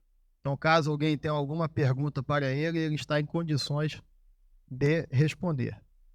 Neste momento, abrimos o nosso debate. Consultamos a plateia. Aqueles que têm interesse em realizar perguntas, por favor, se manifestem. Doutor Alexandre, professor Alexandre da USP. Boa tarde. A minha pergunta tem uma pergunta pequena para o Coronel Aquino, do MD, e uma pergunta também mais ou menos pequena para o professor Fábio Borges, do LNCC. Para o Coronel Aquino, a pergunta se refere a saber se está sendo feito um mapeamento da indústria de defesa equivalente ao das ICTs, da indústria capaz de fomentar essa cadeia, e se nesse estudo se pretende fazer alguma maneira de incentivo compra governamental para garantir que essas empresas sobrevivam no processo. Aí a segunda, para o Fábio Borges, na apresentação de hoje a gente estava vendo, né, essas constelações de satélites envolvem uma aquisição imensa de dados claro que a pergunta é extensível para o restante da mesa, é uma aquisição imensa, de um imenso volume de dados, e certamente vai ter demanda de análise por IA, por exemplo. Então eu fiquei me perguntando se o LNCC hoje tem algum tipo de expectativa e condições de fazer essa análise de dados, e se eventualmente a computação quântica poderia ser auxiliar caso se exaure a capacidade instalada no sistema. Obrigado pela pergunta. Vou responder até onde eu posso responder, né? O mais importante é o seguinte: do que nós temos hoje, da primeira parte da tua pergunta, a questão de investimento e compras, né? Eu fiquei feliz ontem na saída do BNDES, isso vai ser pauta de uma reunião amanhã de manhã às 9h15, 9h30 lá no MD, é que a sociedade como um todo presente lá fez questão de salientar o seguinte: temos que fazer política de Estado, não política de governo. Isso aí eu copiei em 8 folhas, e cada folha que eu copiava tinha essa palavra, tinha essa expressão. Para reduzir o que quero dizer, né? Quanto a outra observação de pessoas renomadas na área de ciência e tecnologia, eu não esperava o ponto de vista deles dessa maneira. Vou só dizer o que eles proferiram. Não podemos investir em ciência e tecnologia, defesa e segurança, quando colocamos os recursos na parte de pessoal. Ou seja, temos que dividir. O que não pode ser um custeio, pagamento pessoal, que é nosso grande gasto. Nós temos que colocar isso em investimento. Também vindo de lá, primeira mão, ontem quando eu saí de lá também. Então por isso que, como eu falei no início, que as autoridades mais antigos, alto escalão, é que vão decidir. Mas não foi nenhum militar que proferiu as palavras. Então fiquei muito tranquilo para dizer isso aqui agora. No meio civil, acadêmico, governamental também. Então, acho que eu respondi a tua pergunta, né? E quanto ao mapeamento que você perguntou, começamos o mapeamento em 2021 com a doutora Fernanda. Essa pessoa eu considero muito, ela tem a cabeça na lua e a gente tem que segurar para botar os pés no chão, mas é uma pessoa exemplar na parte de prospecção. Então eu digo para ti que ela começou em 21, nós estamos falando mais 3 pessoas para tentar acompanhá-la. Porque nós não podemos trazer pessoas de outros lugares, contratar. Nós sabemos que tem vários no Brasil que fazem o mesmo serviço que ela. E estamos colocando isso junto com o CNI e o Observatório Nacional da Indústria, para que a gente consiga ter uma agilidade com o apoio do TI, que nem faz os americanos, não como os japoneses, que estão na parte de dialogação, os americanos na parte de TI. A gente tem resultados mais rápidos e práticos, para auxiliar a velocidade dos conhecimentos que estão chegando para nós. Acho que deve ter respondido a tua pergunta. Obrigado. Doutor Fábio?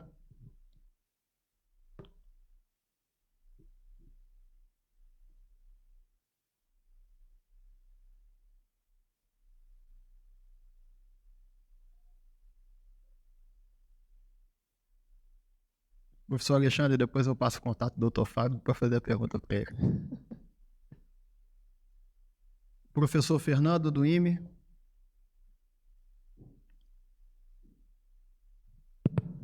Obrigado. Muito boas apresentações, realmente fico empolgadíssimo com isso. A minha pergunta é basicamente para todo mundo. Nós temos dinheiro já para grandes equipamentos, ok?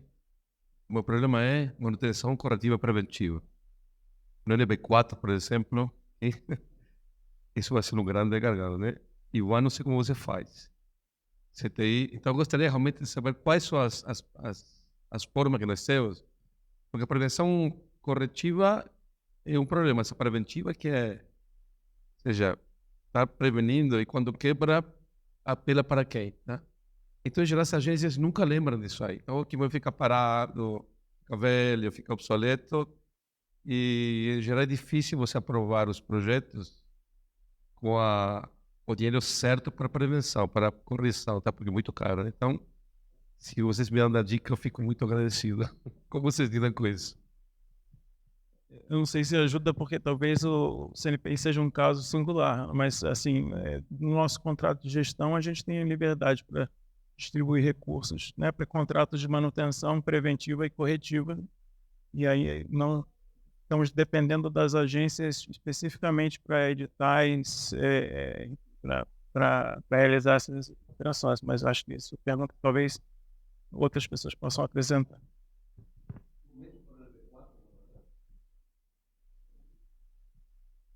Eles são ricos, né?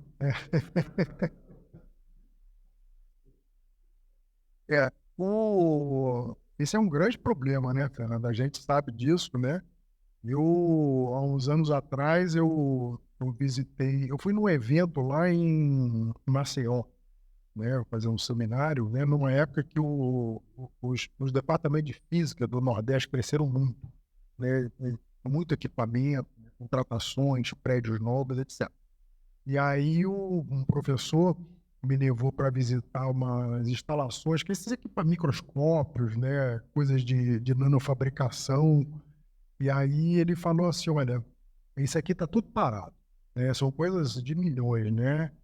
Você está vendo aqueles canudinhos passando ali pela parede? Aquilo ali é o gás que precisa para operar, né? E a gente não tem R$300 para comprar o gás para operar os equipamentos que custam milhões. Então, isso é um grande problema aqui no Brasil, né? O pessoal adquire equipamentos, né? Tem os editais, mas depois a manutenção e mais, né? A contratação de gente para operar esses equipamentos. Porque tem isso também. O modo, em geral, funciona assim, né? Você compra um grande equipamento, bota numa sala, chama alguma autoridade para tirar uma foto e fazer um discurso. Aí o cara vai embora e aquilo fica lá. Agora está contigo aí. E aí, isso é uma tragédia, né?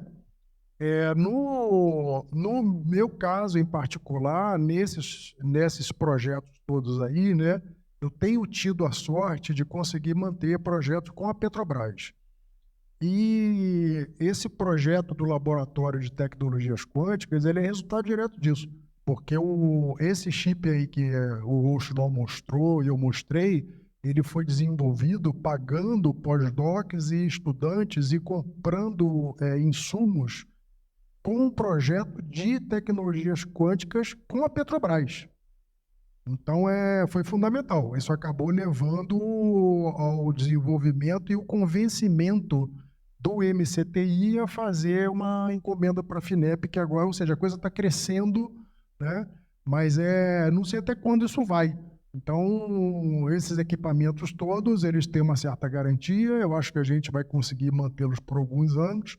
Mas num determinado momento, né, quando a gente entrar na fase do IPA-IPA, né, não sei como vai ser. Mas a gente tem que viver um dia de cada vez, né? Tem que esperar chegar lá primeiro. Mas não é barato, não. Cada equipamento desse aí é, sei lá, 200, 300 mil ao ano para poder ter um técnico à disposição.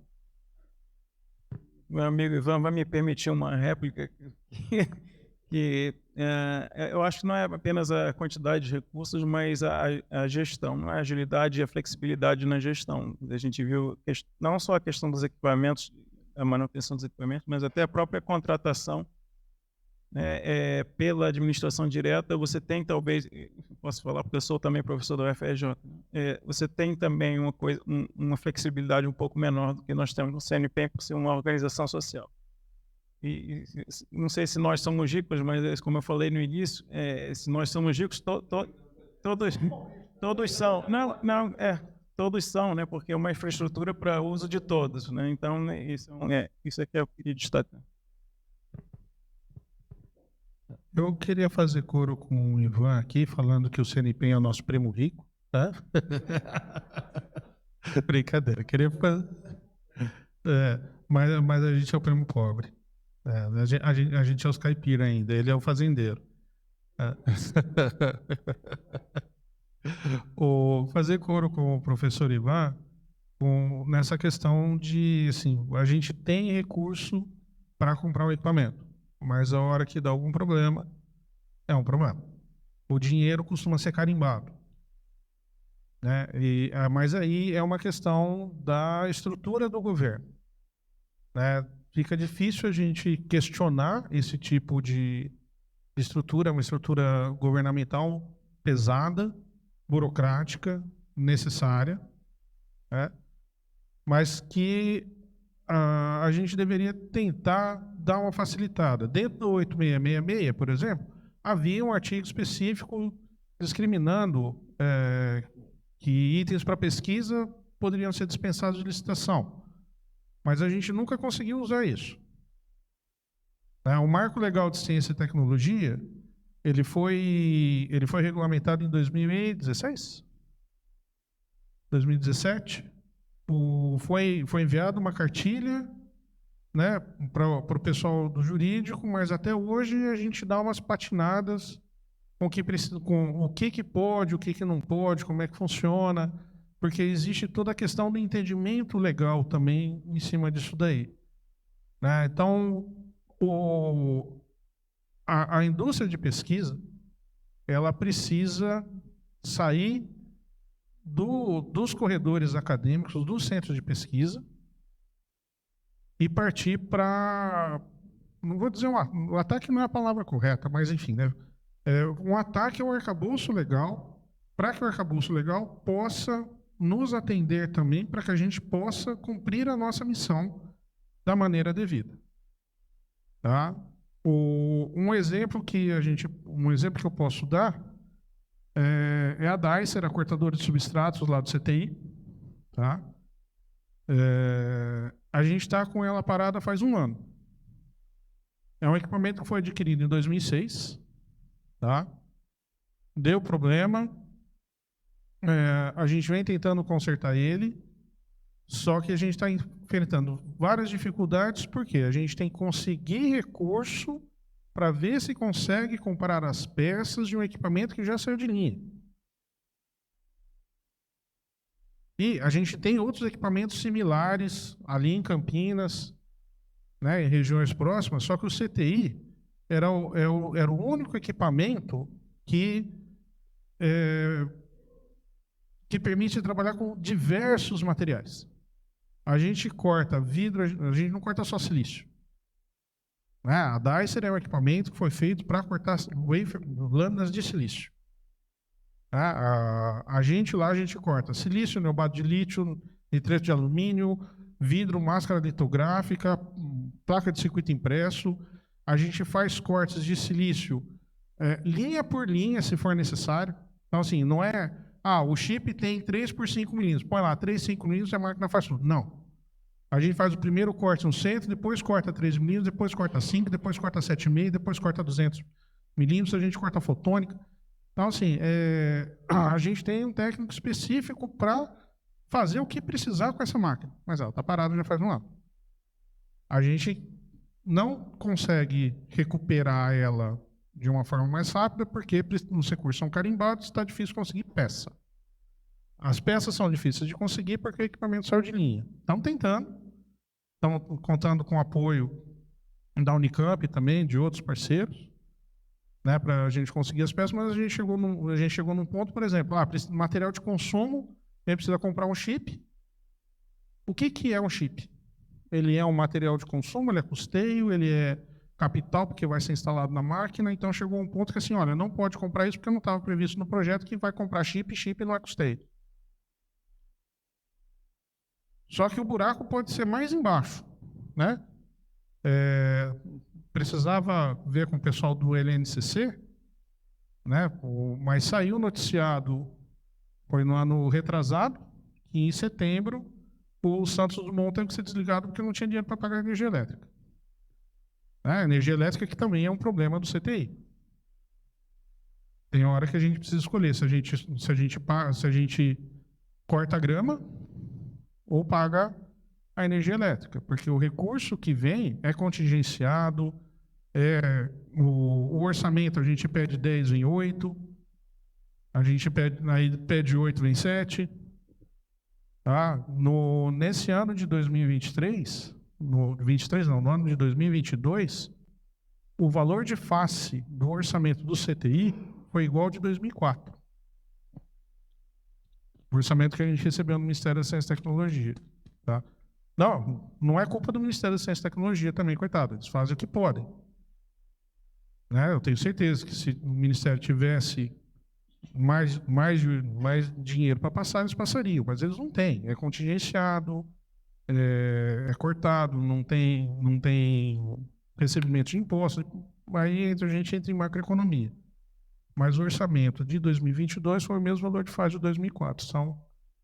São aí 18 anos de inflação que foram simplesmente perdidos.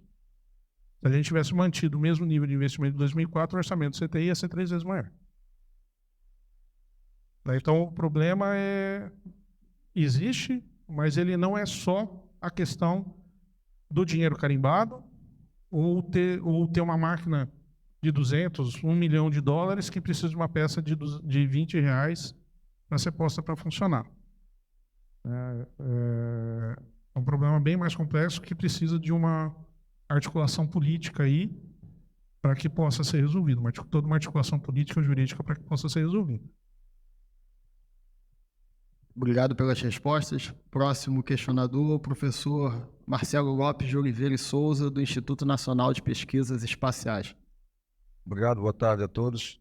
Aproveitando, eu achei muito oportuna a pergunta, sobretudo as respostas dos palestrantes, porque pensando como é que eu encaminhar essa pergunta, e de fato estava num dos primeiros slides da nossa primeira e brilhante palestrante, a secretária e doutora Márcia, né?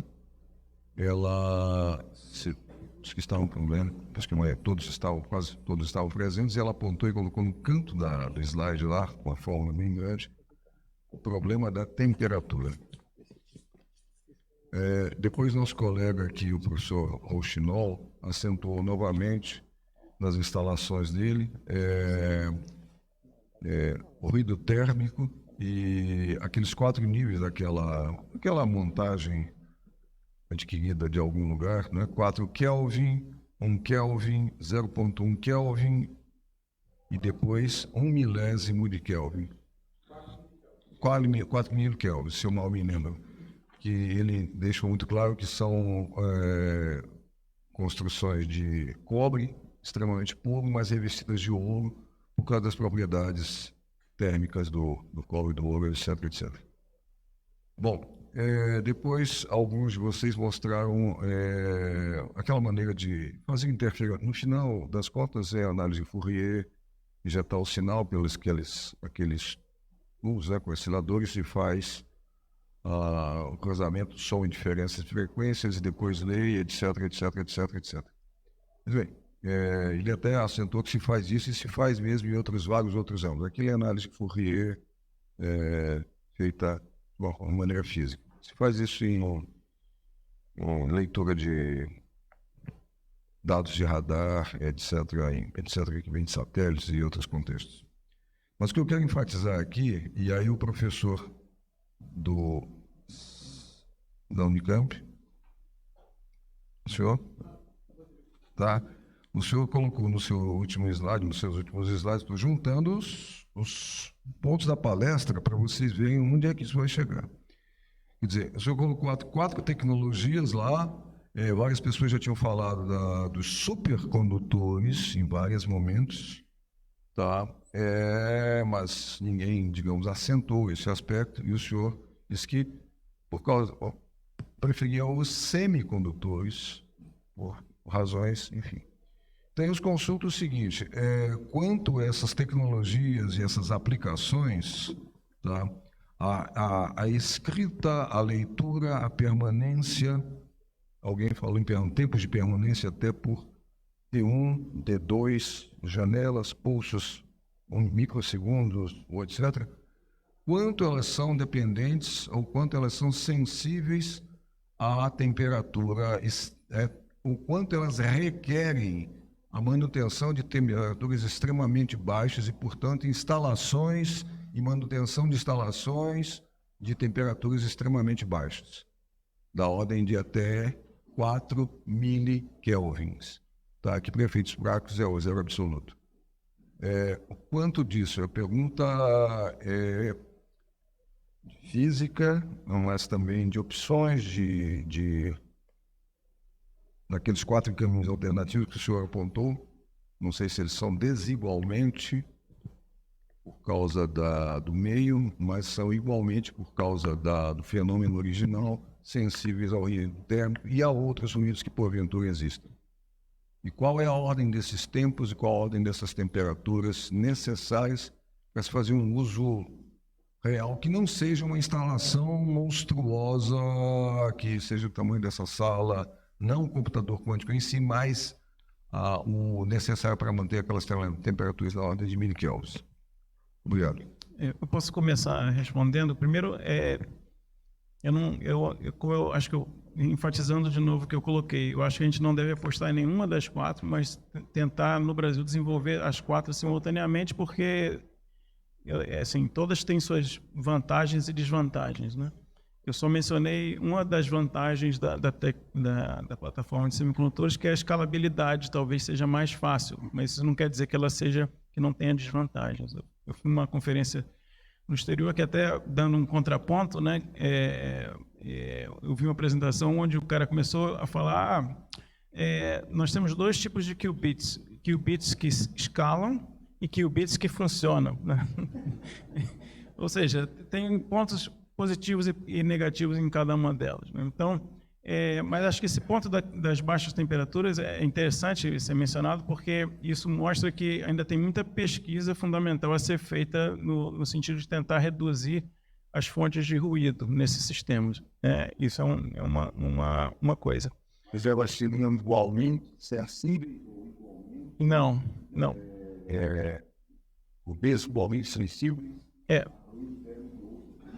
Não, então, existem até propostas de qubits que elas podem, em princípio, operariam a temperatura ambiente, que são chamados qubits topológicos, baseados em Fermi de Majorana, que é uma plataforma que a Microsoft apostou durante algum tempo. Agora eu já não sei bem como está. Eu acho que eles estão, assim, talvez não tão animados, né, com essa possibilidade. Ou seja, esse problema das baixas temperaturas não afeta igualmente a todas as plataformas.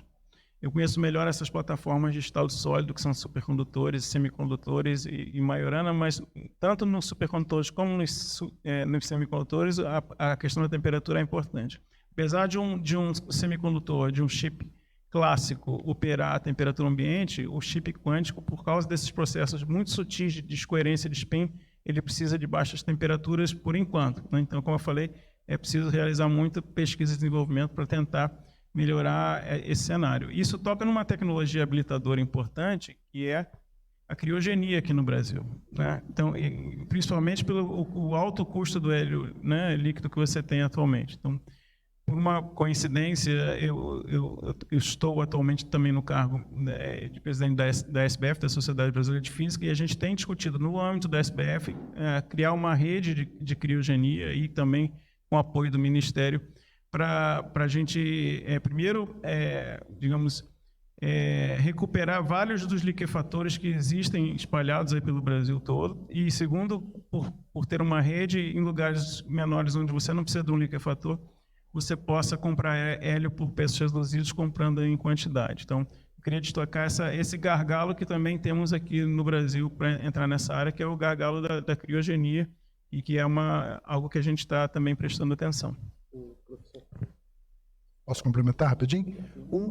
Essas imagens que aparecem em geral de computadores quânticos, né, na verdade são imagens dos refrigeradores de diluição, que são as máquinas que produzem as baixas temperaturas.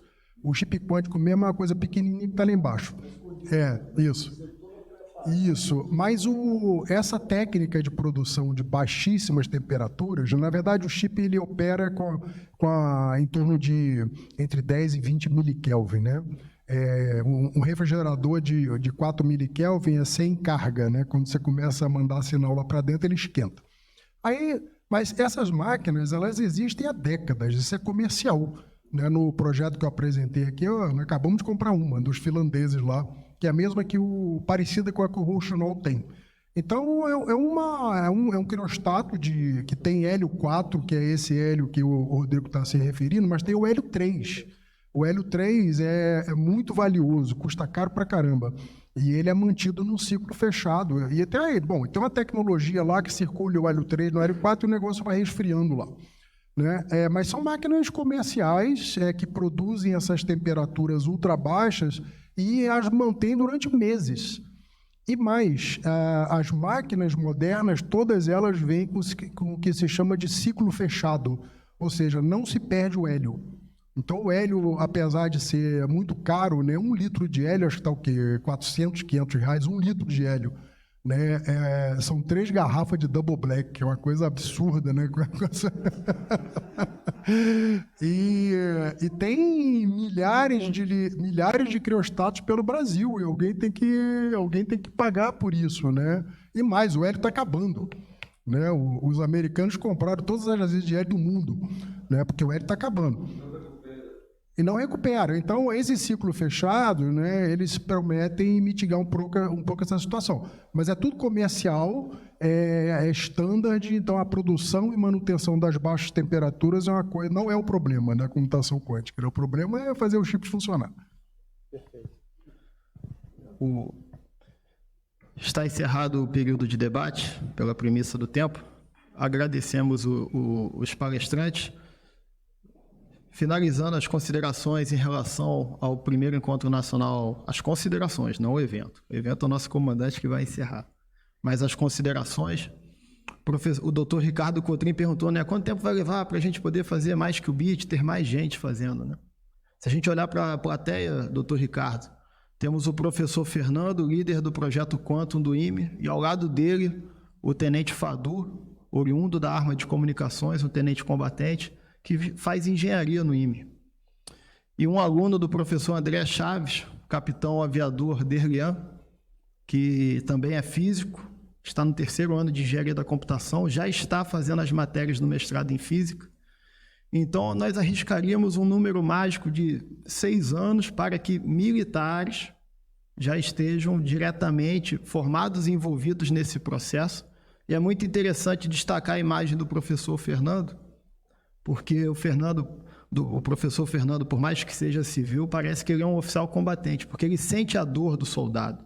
E a preocupação do soldado é ter o produto para que, por meio da doutrina, possa realizar as suas ações.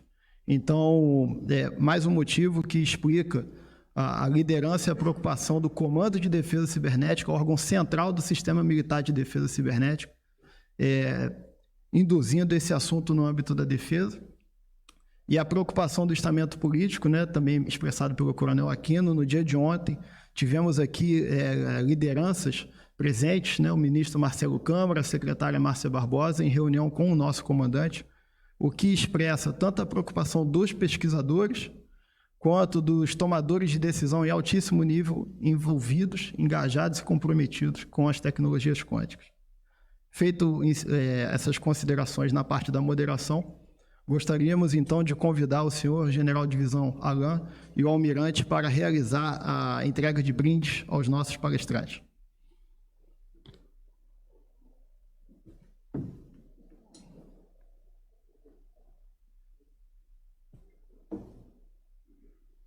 Well, there's one news to it. The ground that I sent to him and you with. Okay, President. On sure. You got that kind of sentence. Yes, yes. On it. Well, I think it's clear that's something we need to do about. I mean, what was it? Just what here. I should go fortunate. I'm thinking about passes always a kill. That doesn't. So.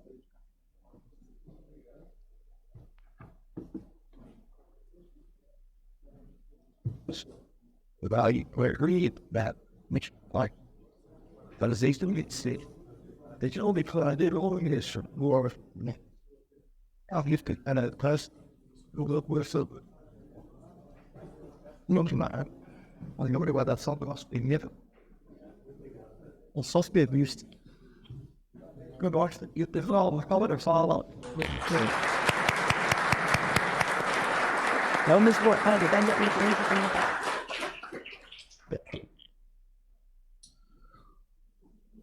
Convidamos o senhor General de Divisão Alain Denilson Lima Costa para tecer suas considerações finais.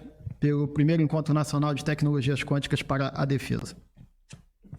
Senhores e senhoras, eu vou tecer algumas considerações aqui para a gente encerrar o nosso trabalho. Lógico que o encerramento final do evento vai ser centralizado, e como eu tenho que sair para pegar o voo ainda agora no início da noite, o Almirante Linhares vai nos representar no encerramento formal, mas eu não poderia de sair sem dirigir essas palavras aos senhores e senhoras que prestigiaram essa nossa atividade. Foram 2 jornadas de aprendizado. Eu acho que foi extremamente interessante esse encontro, onde a gente pôde compartilhar essas experiências, essas visões, né? A visão dos pesquisadores, da academia, conhecer o que está realmente acontecendo em termos de pesquisa no Brasil, mas ouvindo dos senhores, né? Ter a possibilidade desse contato direto, isso foi fantástico para nós. Eu acho que da mesma forma, os senhores conhecerem um pouco mais das demandas das forças, de como as forças estão olhando para esse problema, né? E por que esse setor ele é tão importante, é tão caro para a defesa. Isso não é aquela palavra solta aí ao vento. Os senhores viram que isso está nos nossos planejamentos estratégicos, nós temos que caminhar nessa direção. E o esforço foi de construir essa estratégia trazendo os órgãos de governo que têm que estar envolvidos nisso, né? Que é o Ministério da Defesa, o Ministério da Ciência e Tecnologia, Ministério da Ciência e Tecnologia e o Ministério das Relações Exteriores. Nós tivemos aqui ontem a presença do ministro Marcelo Câmara, que é um apoiador de tudo que nós fazemos nessa área de defesa. Ele vibra com isso e ele entende a importância disso. E é o departamento dele, lá no Ministério da Ciência e Tecnologia, no MRE. E a doutora Márcia Barbosa, que é física, entende perfeitamente a necessidade de olharmos com carinho para as tecnologias quânticas e para a pesquisa que nós temos que conduzir no Brasil. Então, eu acho que é uma união de esforços e um momento muito importante e interessante, porque nós temos, nesse nível político, as pessoas que estão dando realmente prioridade a essa atividade. Nós saímos daqui com um dever de casa a ser feito, né, para construir essa minuta desse programa interministerial, onde nós vamos tentar traduzir tudo isso que nós conversamos nesses 2 dias em passos concretos na direção de uma pesquisa articulada, coordenada em âmbito nacional, para que a gente possa atingir objetivos concretos de curto, médio e longo prazo. Esse é o grande trabalho que nós temos que fazer. Obviamente não vamos fazer isso sozinho. Os senhores seguramente serão consultados, né, para nos ajudar na concepção desse trabalho, de alguma forma, né, até para esclarecer alguma dúvida, né, aprofundar algum dado que os senhores passaram aqui para a gente, para que a gente construa esse documento, né, da melhor forma possível e no tempo que nós temos para fazer isso. Que a ideia é também aproveitarmos a janela de oportunidade para já entrarmos no próximo ciclo do fomento do MCTI. Então, o trabalho é um trabalho que nós vamos ter que fazer no tempo que nós temos. A ideia é até o final do ano nós estarmos com isso já no MCTI aprovado e também conversando com as autoridades que têm que autorizar que esse processo caminhe. Mas da nossa parte, que estamos no nível de execução, né, estamos bastante motivados para conduzir esse trabalho junto com o MCTI e tenho certeza que vamos chegar a bom termo. Então eu agradeço a todos a oportunidade de conhecê-los, a oportunidade de discutirmos um pouco mais esse assunto e de vocês terem proporcionado esse ambiente de aprendizagem para todos nós. Um prazer imenso, e eu desejo um bom retorno a todos aí para as cidades de origem. Tá? Muito obrigado pela assistência.